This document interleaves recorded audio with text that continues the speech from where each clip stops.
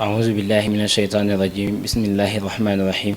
ثم الصلاة والسلام على أشرف المرسلين سيد الأنبياء والمرسلين وعلى آله وصحبه الأجمعين وتابعين لهم بإحسان إلى يوم الدين. asalaamaaleykum wa rahmatullah wa barakaatuhu mbokki téléspectateurs yi Tektal TV am mbégte ak kontaan tey di jàkkaarloo ak yéen di leen présenté seen émission bi di kàddu ndaw ñi kàddu ndaw ñi suñ ko déggee mooy wax la boo xam ne dafay impacté ci dundu doomu aadama waaye ñu xam ne ndaw mooy doon ëllëg mag. émission bi nag dafay dund ci actualité moo xam sport la moo xam artiste la moo xam lépp loo mën di doon rek te nga jaar ci ndaw dañ la dalal ci plateau bi. waaye nag émission bi fii lay xewee ci Tektal TV képp koo xam ne bëgg nga koo xaar wala bëgg nga koo seetaan na nga abonné ci chaîne bi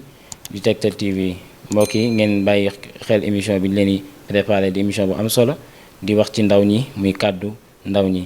wasalaamaaleykum wa rahmatullahi wa barakaatuhu.